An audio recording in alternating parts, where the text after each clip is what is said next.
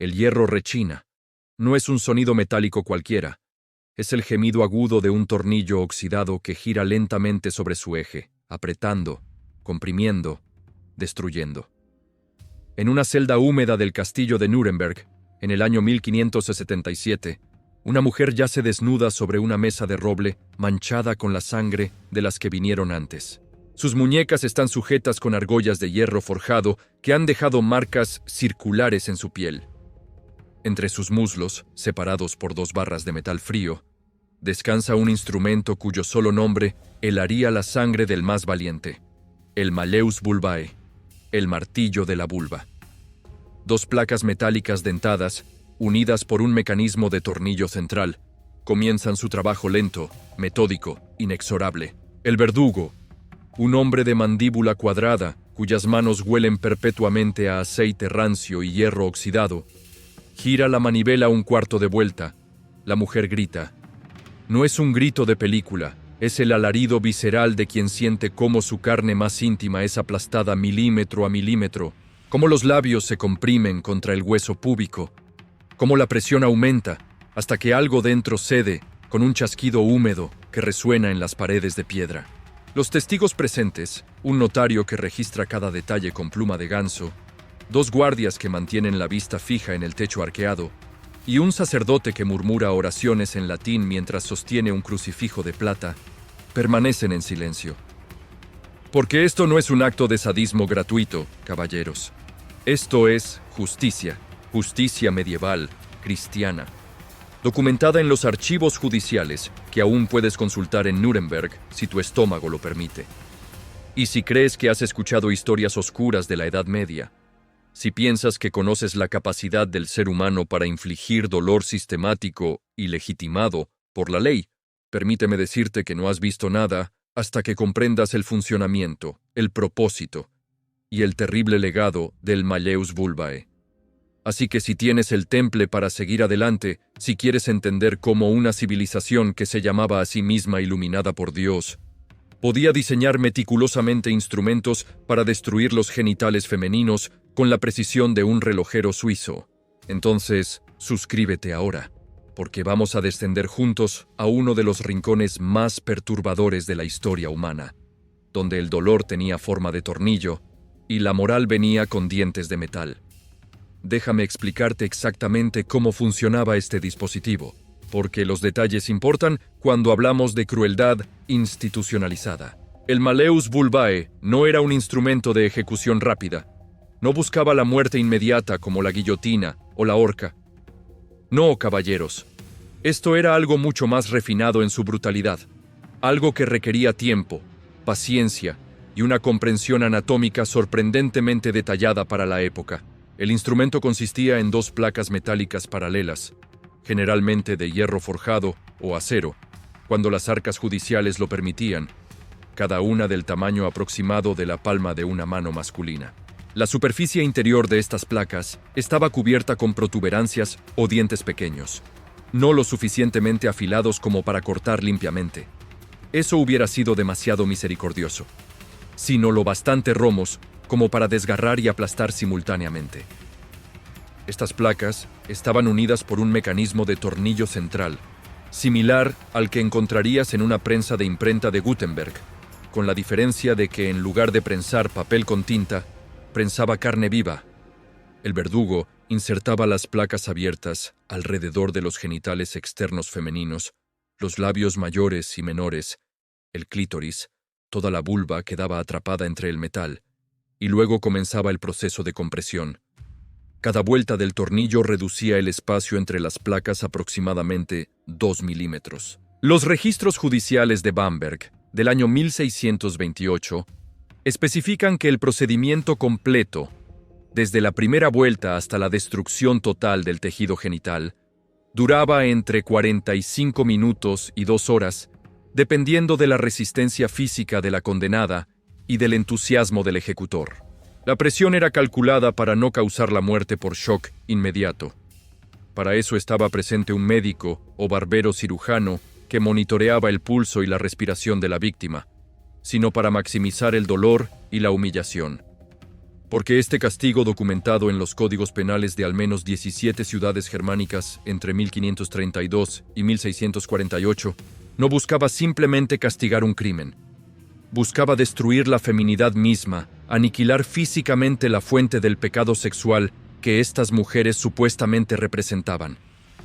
Ahora bien, dime tú, hombre moderno que vives en un tiempo donde tales atrocidades te parecen imposibles, ¿merece esto el perdón de la historia, el olvido piadoso que dice, eran otros tiempos? ¿O acaso existe un tribunal divino donde los perpetradores de tales actos, los notarios que documentaban los gritos, los sacerdotes que bendecían los instrumentos, los jueces que firmaban las sentencias, deben responder por cada vuelta de tornillo, por cada milímetro de carne aplastada? Comenta tu veredicto, porque esta historia apenas comienza y antes de que termine, vas a necesitar decidir dónde está la línea entre la justicia humana y la monstruosidad que se disfraza de ley. Pero retrocedamos ahora en el tiempo, caballeros, porque ningún instrumento de tortura nace en el vacío. Ninguna atrocidad aparece simplemente de la nada como un hongo venenoso después de la lluvia.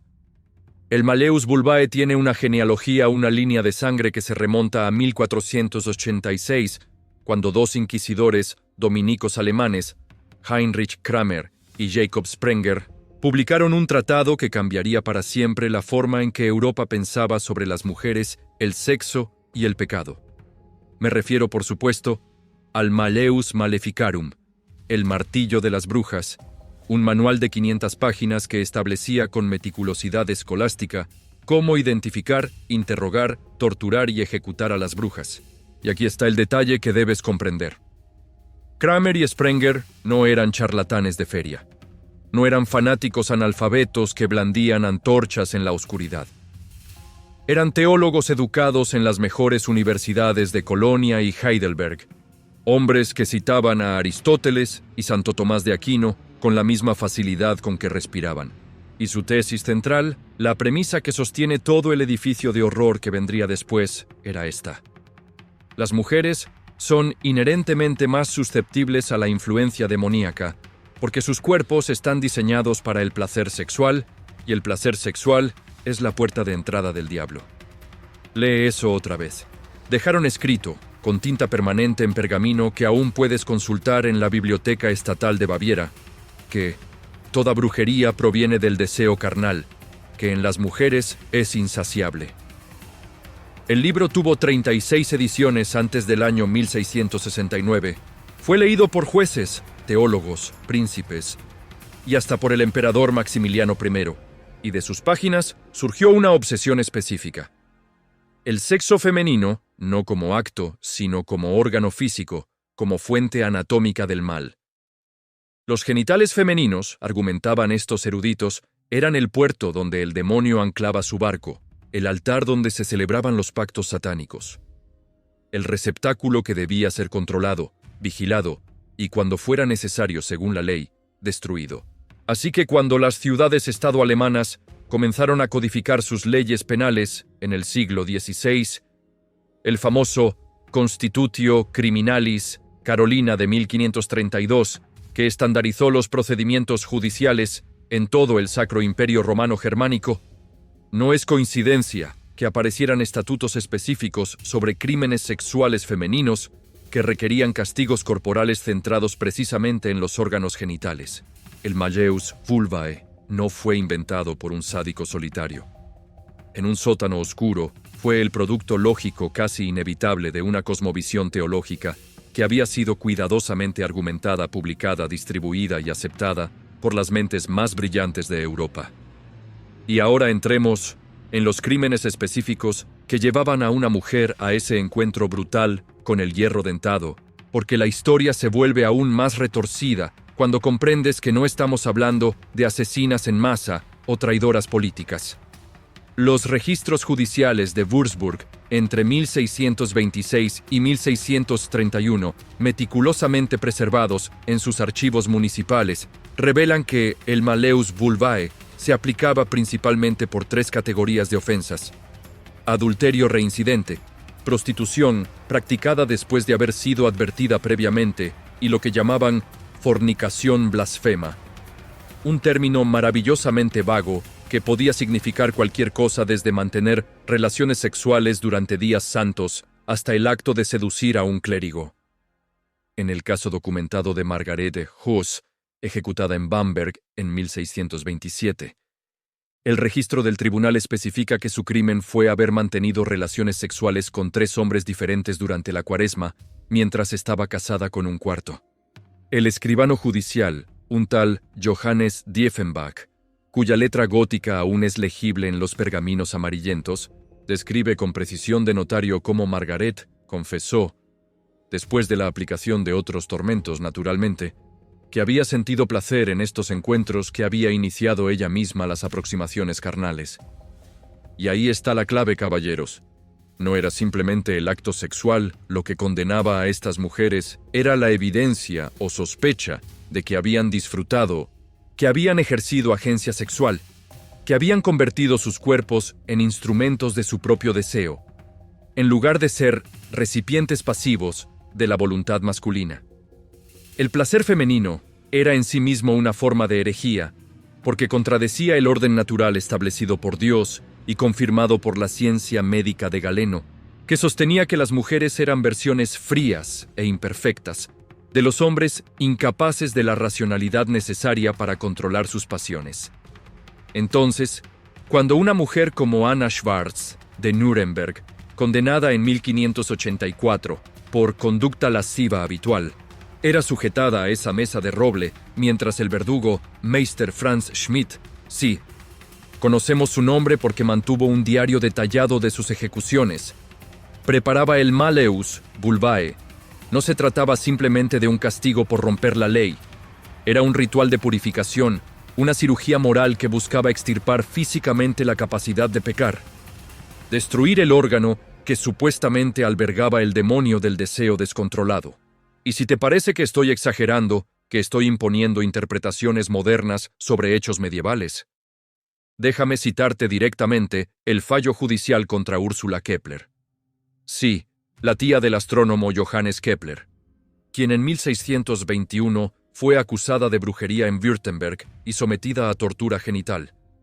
Aunque en su caso se usó un instrumento diferente llamado la pera vaginal, con la justificación explícita de que la fuente del mal debe ser comprimida hasta que confiese o hasta que sea destruida. Ahora necesito que comprendas el contexto más amplio, porque el Malleus Bulbae no existía en un vacío cultural, sino que era parte de un arsenal completo de instrumentos diseñados específicamente para castigar la sexualidad femenina, un verdadero catálogo de horror que revela hasta qué punto la obsesión con controlar los cuerpos de las mujeres había penetrado en el sistema legal europeo. Mientras el Malleus Bulbae aplastaba los genitales externos, existía la pera vaginal, un dispositivo de 4 pétalos metálicos que se insertaba cerrado y luego se expandía mediante un tornillo hasta desgarrar el tejido interno. Estaba también el cinturón de castidad punitivo. No la fantasía romántica de los caballeros cruzados, sino una realidad judicial documentada en Frankfurt y Colonia, con púas internas que perforaban los labios vaginales si la mujer se excitaba sexualmente. Y luego, para los casos considerados más graves, estaba la mutilación por cauterización, donde simplemente aplicaban hierros candentes directamente sobre el clítoris y los labios para destruir el tejido mediante quemaduras de 3er grado.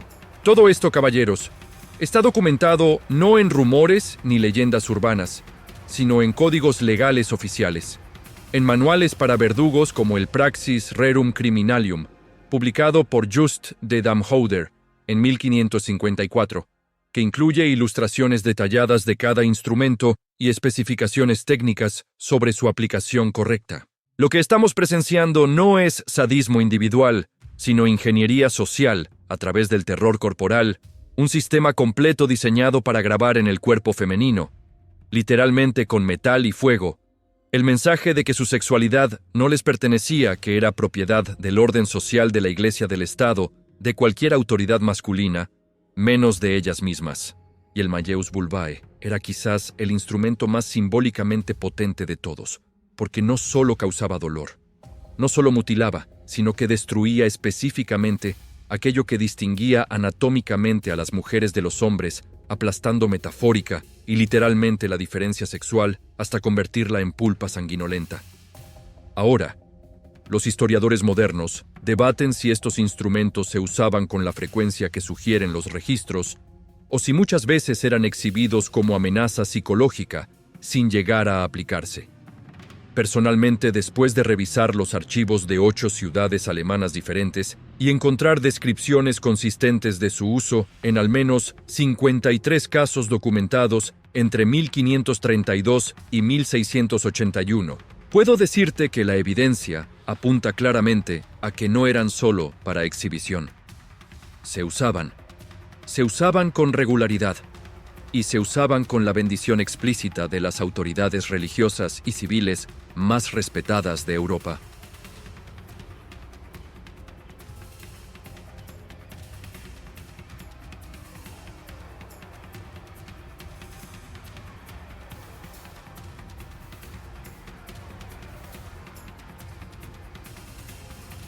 Un estudio sistemático de los registros judiciales realizado por el historiador Wolfgang Behringer en su obra Witchcraft Persecutions in Bavaria, de 1997,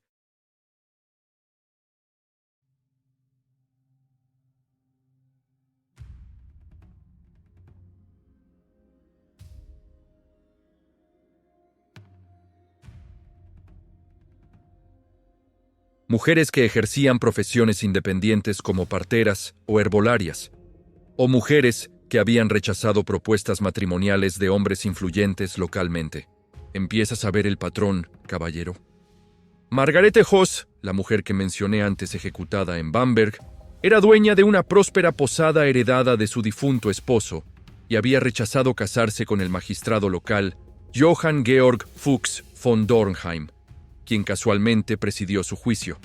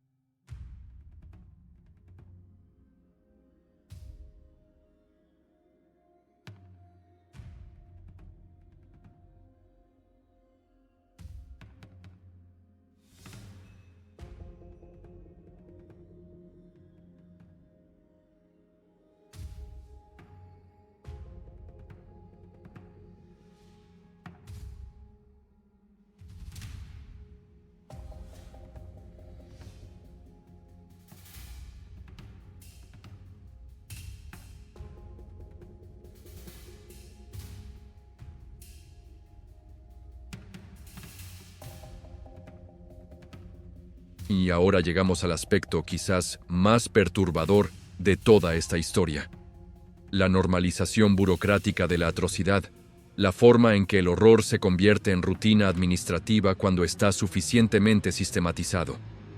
Meister Franz Schmidt, el verdugo de Nuremberg que ejecutó a Anna Schwarz y a otras 37 mujeres, mediante diversos métodos entre 1573 y 1617, mantuvo un diario meticuloso que fue publicado en traducción al inglés en 2003 bajo el título A Hangman's Diary. Y lo que encuentras en esas páginas no es un monstruo delirante, sino un funcionario concienzudo que registra cada ejecución con la misma emoción con la que un contador moderno registra facturas. Entrada del 15 de junio de 1584. Anna Schwarz, de la calle Königstrasse, prostitución reincidente, aplicación de Malleus Bulbae seguido de decapitación. Herramientas utilizadas: martillo número 3, hacha número 2. Duración del procedimiento: 1 hora y 17 minutos. Pago recibido: 12 florines. Lee eso otra vez. 1 hora y 17 minutos de aplastar gradualmente los genitales de una mujer hasta destruirlos, seguido de cortarle la cabeza, y el tipo lo registra con la misma neutralidad clínica con la que tú registrarías una reunión de trabajo. Y aquí está lo verdaderamente aterrador.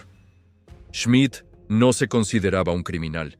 Se consideraba un servidor público cumpliendo una función necesaria para el orden social.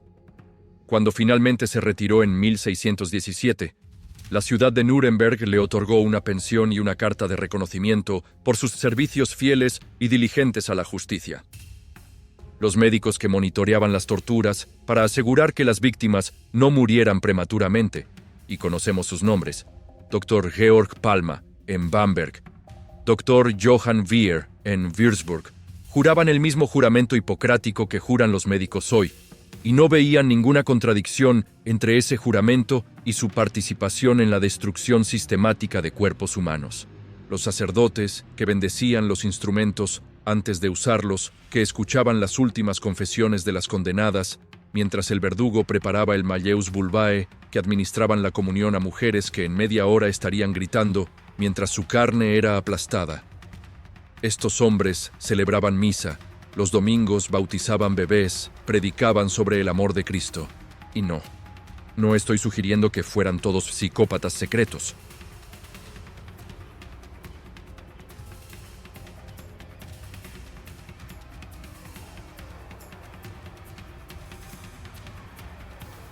Que había envuelto la atrocidad en lenguaje legal y justificación teológica hasta el punto de que dejar de participar hubiera parecido la verdadera transgresión moral.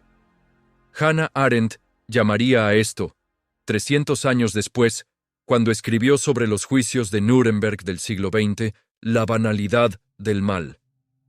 Pero aquí en el Nuremberg del siglo XVI, la banalidad del mal tenía forma de tornillo y sonido de huesos púbicos fracturándose bajo presión metálica.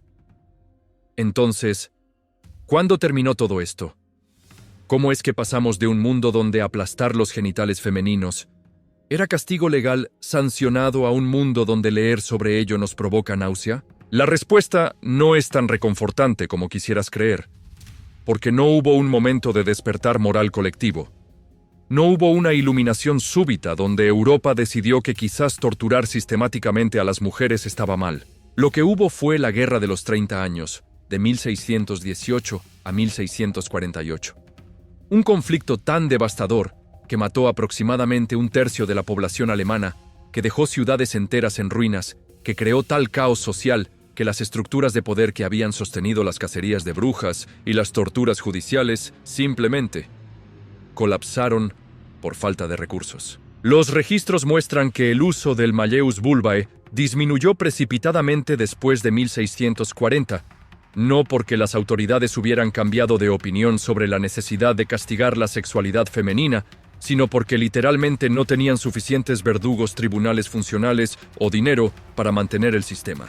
El último uso documentado del instrumento ocurrió en Würzburg en 1681, contra una mujer llamada María Renata Sanger, y si su nombre está registrado puedes buscarlo, acusada de infanticidio, aunque los historiadores modernos sospechan fuertemente que en realidad había practicado un aborto.